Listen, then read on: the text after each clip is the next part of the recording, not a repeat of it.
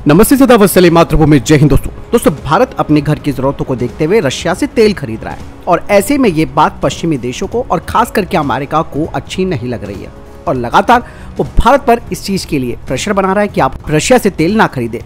लेकिन इस बार भारत ने भी अपना रुतबा दिखाते हुए साफ तौर पर अमेरिकी मीडिया को भी जवाब दे दिया है, क्योंकि अमेरिकी मीडिया ने भारत के पेट्रोल मंत्री को रूस से तेल खरीदने के मामले पर घेर लिया था। पेट्रोलियम मंत्री हरदीप सिंह ने यह बात साफ तौर पर कह दी है कि भारत ने रूस से सिर्फ अपनी जरूरत के हिसाब से 0.2% तेल ही खरीदा है और भारत ने ज्यादातर तेल इराक से लिया है। इस साल आपको मालूम ही है कि फरवरी में ही रूस और यूक्रेन के बीच लड़ाई शुरू हो गई थी और इस युद्ध के बाद ही रशिया पर प्रतिबंध लगा दिए गए थे। लेकिन प्रतिबंधों के बाद से ही ये जो अमेरिका समेत यूरोपीय देश थे, इन्होंने भारत को घेरना शुरू कर दिया और कहा कि भारत रशिया से डिस्काउंट पर तेल खरीद रहा है और वो भी प्रतिबंधों के बावजूद भी। दोस्तों यहाँ पर पेट्रोलियम मंत्री हरदीप सिंह पुरी ने एक बहुत बड़ी बात बोली। उन्होंने कहा कि अगर तुलना की जाए तो यूरोप जितना तेल दोपहर तक में भारत खरीद लेता है, भारत उसका बस 1/3 तेल ही रूस से आयात कर रहा है। यानी कि दोस्तों एक बड़ा जवाब दिया इन पश्चिमी मीडिया को पेट्रोलियम मंत्री ने।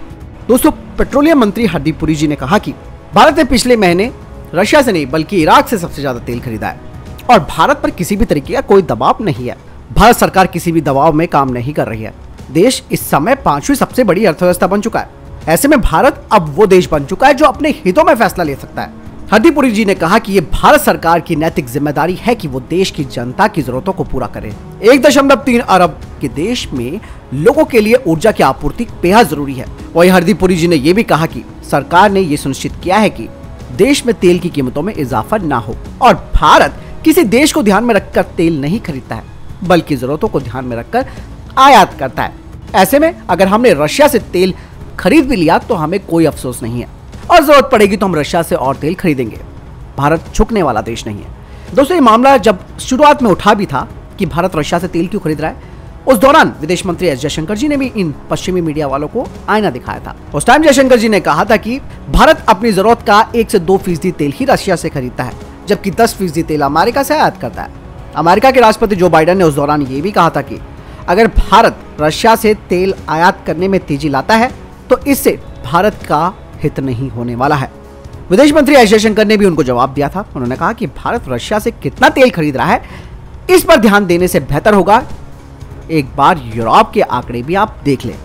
यानी कि यूरोपीय देश भारत से ज्यादा तेल रशिया से खरीद रहे हैं और भारत सिर्फ अपनी जरूरत के हिसाब से खरीद रहा है। तो यहाँ पर ये बात साफ हो जाती है कि किस तरीके से भारत के लिए एक बड़ा प्रोपेगेंडा चलाया जा रहा है कि भारत रशिया से तेल खरीद रहा है और भारत को डिस्काउंट मिला हुआ है। लेकिन यहाँ पर पेट्रोलियम मंत्री हरदीप पुरी जी ने भी बात साफ कर दी। एस जयशंकर जी पहले ही साफ कर चुके हैं। उन्होंने तो ये भी कहा कि भैया आप यूरोपीय देशों का आंकड़ा उठा के देख लो कि इन्होंने कितना तेल खरीदा रशिया से। मतलब ये है कि आप यूरोपियन देशों को कुछ नहीं बोलोगे, प्रश्न चिन्ह आपको भारत पर लगाना आता है। लेकिन भारत 5वीं बड़ी अर्थव्यवस्था बन चुका है। ऐसे में मैं भी यहाँ पे पर्सनली कहना चाहूंगा कि किसी भी देश में उतनी ताकत नहीं है जो भारत को फैसले लेने से रोक सके। चीजें यहाँ पर बिल्कुल साफ हो जाती हैं। भारत का दबदबा जियोपॉलिटिक्स लेवल पर काफी बढ़ गया है। दोस्तों जब गलवान हिंसा हुई थी, मैं आपको बताना चाहूंगा, उस दौरान पूरी दुनिया की नजरें इस युद्ध पर थी कि भारत और चाइना के बीच में क्या लड़ाई होती है, कितना भयंकर संघर्ष देखने को मिलेगा। मतलब सबके सब टकटकी लगाए बैठे हुए थे। उनको यह था कि पता नहीं क्या होने वाला है, क्या होगा। लेकिन जिस तरीके से भारत ने कूटनीतिक दांव पेच खेले, दुनिया में हर जगह तो लड़ाई हो गई जहां जहां होनी थी, लेकिन भारत ने चाइना को उसी की भाषा में जवाब देकर युद्ध भी नहीं किया और कूटनीति से अपनी चाल भी खेल दी। तो इसे कहते हैं अपने आप को सशक्त बनाना। तो यही है जियोपॉलिटिक्स में भारत का एक मजबूत दबदबा होने का उदाहरण मान सकते हैं।